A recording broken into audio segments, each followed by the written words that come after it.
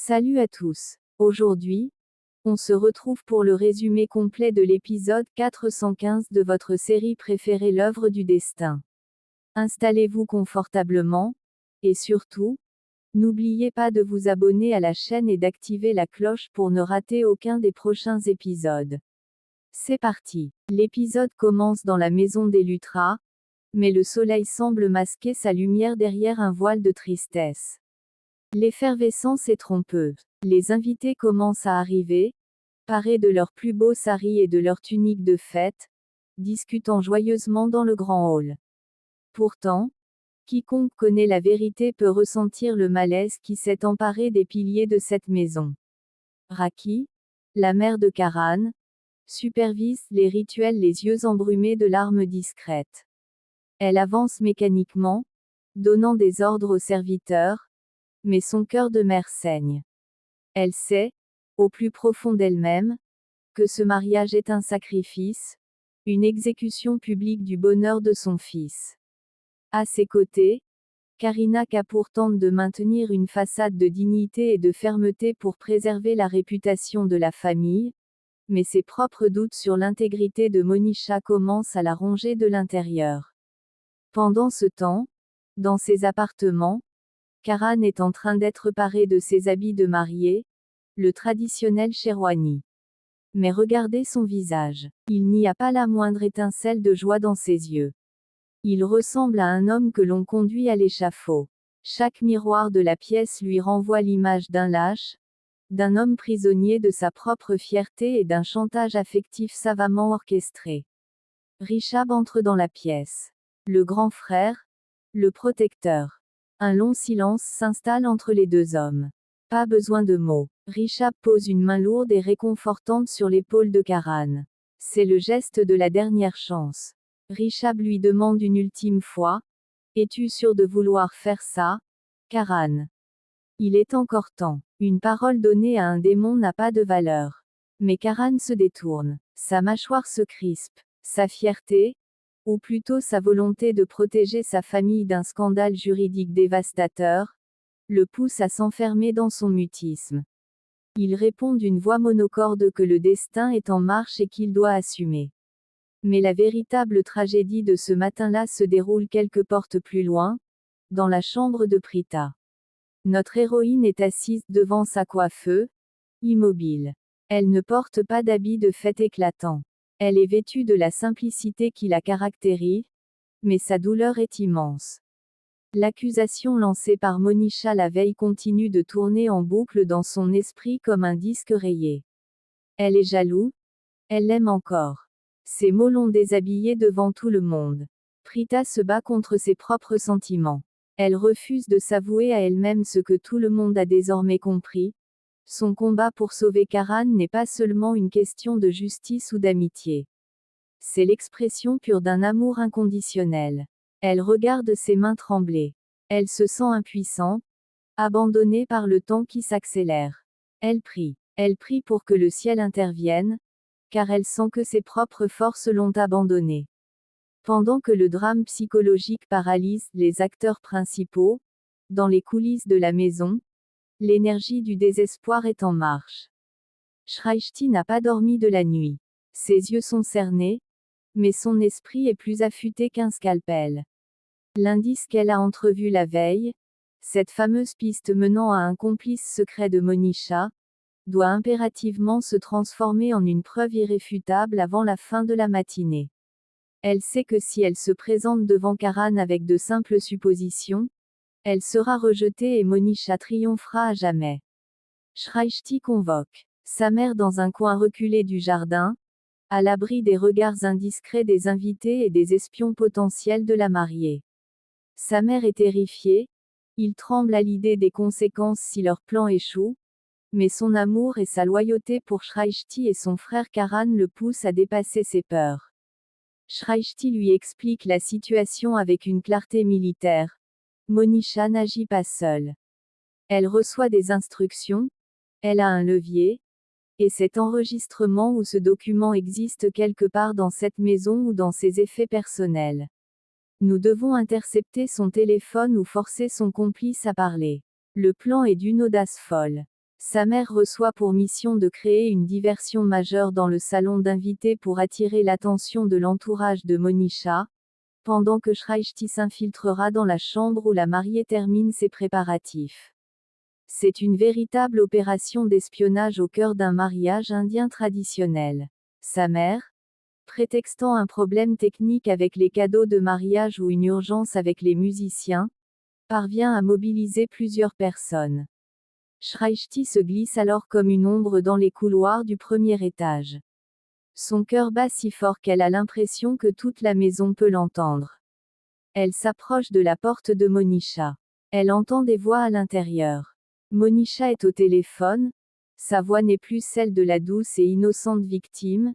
C'est une voix froide, calculatrice, dictant ses conditions à un interlocuteur mystérieux. Shrishti retient son souffle, sort son propre téléphone pour tenter d'enregistrer la conversation à travers la boiserie. Chaque seconde est un risque immense.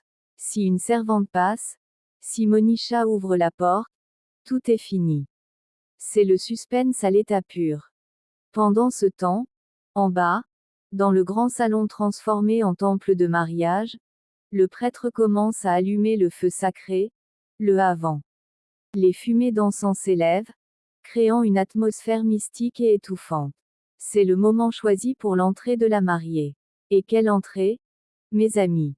Monisha descend le grand escalier, vêtue d'un lehenga de mariée rouge et or étincelant. Elle est couverte de bijoux, mais le plus lourd de ses ornements reste son sourire. Un sourire de pure victoire, un sourire qui transpire le mépris et l'autosuffisance. Elle regarde la foule d'invités qui l'applaudit, savourant ce moment où elle s'apprête à lier son nom à l'une des plus grandes fortunes et des plus prestigieuses familles du pays. Mais le regard de Monisha ne s'attarde pas sur les invités, ni même sur Karan qui l'attend près du pavillon, immobile comme une statue de sel. Non. Ses yeux cherchent une personne précise, Prita. Prita est debout près d'un pilier, essayant de se faire la plus petite possible pour masquer sa détresse.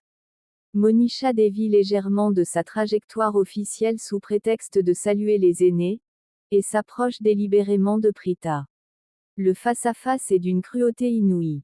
Monisha s'arrête à 1 centimètre de notre héroïne. Les invités ne se rendent compte de rien, pensant qu'il s'agit d'un échange de politesse entre deux jeunes femmes, mais les paroles de Monisha sont des flèches empoisonnées. Elle murmure d'une voix mielleuse et venimeuse. Regarde-moi bien, Prita. Regarde cette robe. Regarde ce feu. Dans quelques minutes, l'homme que tu as essayé de protéger avec tant d'hystérie sera à moi. Ta petite comédie de la jalousie d'hier n'a servi qu'à montrer à tout le monde à quel point tu es désespéré. Tu as perdu, Prita. Tu as perdu Karan pour toujours. Chaque mot s'enfonce dans le cœur de Prita comme un coup de poignard. L'humiliation est totale, publique bien que silencieuse. Prita sent les larmes lui monter aux yeux, sa gorge se noue, elle a envie de fuir cette maison, de courir. Loin de ce cauchemar. Mais elle se force à rester. Elle serre les poings si fort que ses ongles s'enfoncent dans sa chair. Elle lève les yeux vers Monisha et, avec ce qui lui reste de dignité, lui répond d'une voix tremblante mais ferme. Le mariage n'est pas encore célébré, Monisha. Et le destin a parfois des chemins que les menteurs ne peuvent pas anticiper. Monisha lâche un rire étouffé, plein de condescendance, et poursuit sa marche triomphante vers le mandap, laissant Prita vacillant, au bord du gouffre. Monisha s'installe enfin sur le pavillon de mariage, aux côtés de Karan. Le prêtre commence à réciter les mantras sacrés, ces prières millénaires qui lient deux âmes pour l'éternité. Le rituel avance pas à pas. C'est une scène d'une lourdeur psychologique suffocante.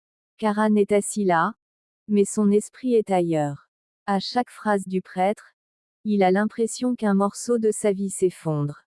Le rituel exige que les mariés échangent des regards, mais Karan refuse de plonger ses yeux dans ceux de Monisha. Son regard à lui s'échappe constamment vers la foule. Il cherche Prita. Encore et toujours Prita. Il la voit, là-bas, près du pilier, pâle, les yeux brillants de larmes contenues. Et c'est à ce moment précis que la psychologie de Karan bascule. Les avertissements de son frère Rishab, les supplications de Shrishti, et surtout, les larmes de Prita commencent à briser sa carapace de fierté. Il se remémore tout leur parcours.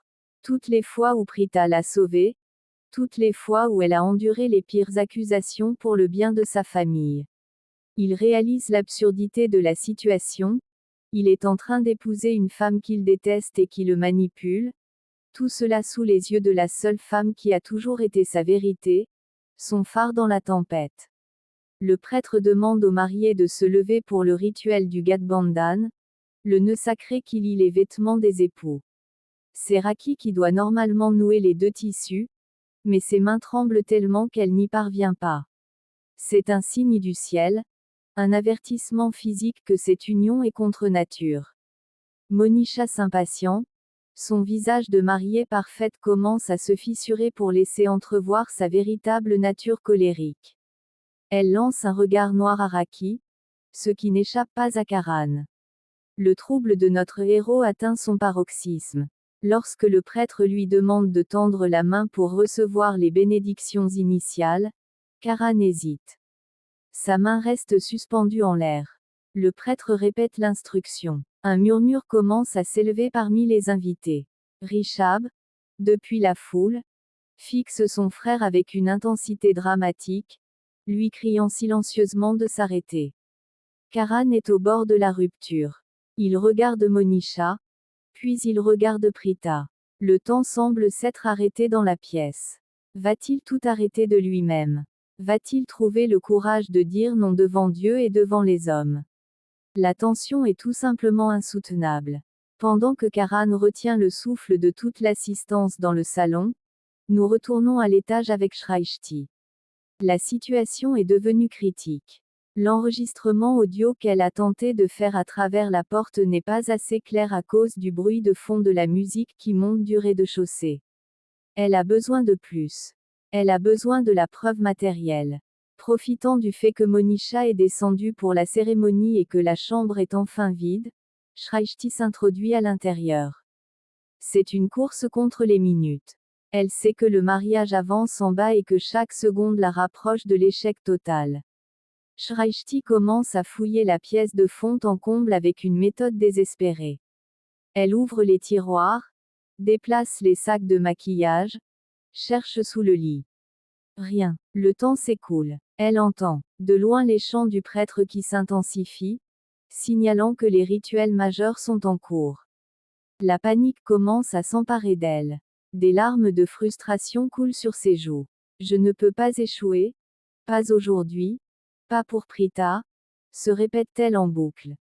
Elle jette un regard vers la garde-robe de Monisha. Un petit sac à main de rechange y est dissimulé derrière des tuniques. Shrishti s'en empare, l'ouvre d'une main tremblante. À l'intérieur se trouve une enveloppe scellée et un deuxième téléphone portable, un téléphone secret que Monisha utilise pour ses communications clandestines. Shrishti ouvre l'enveloppe. Ses yeux s'écarquillent de stupeur et de triomphe face à ce qu'elle y découvre.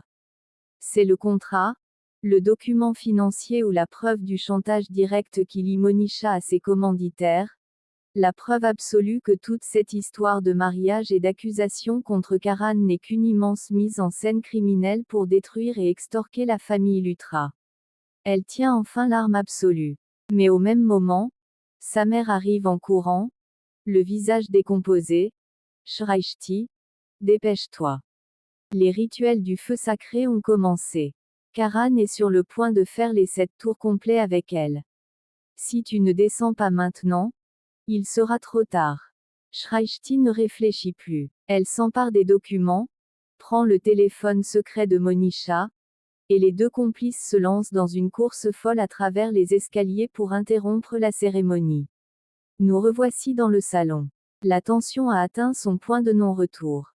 Karan, malgré son hésitation, a été poussé par le protocole et la pression de Monisha à se lever pour le rituel final et le plus sacré de tout, les feuras, les 7 tours autour du feu sacré qui scellent définitivement le mariage en droit traditionnel indien. Le couple commence à marcher. 1 tour, 2 tours, 3 tours. À chaque pas, Prita a l'impression que son âme se détache de son corps. Elle ferme les yeux, incapable de supporter ce spectacle. Son cœur est brisé en 1000 morceaux. Rishabh est impuissant, serrant les poings à s'en faire saigner les paumes. Monisha, elle, affiche un visage de pure extase maléfique. Elle sent la victoire à portée de main.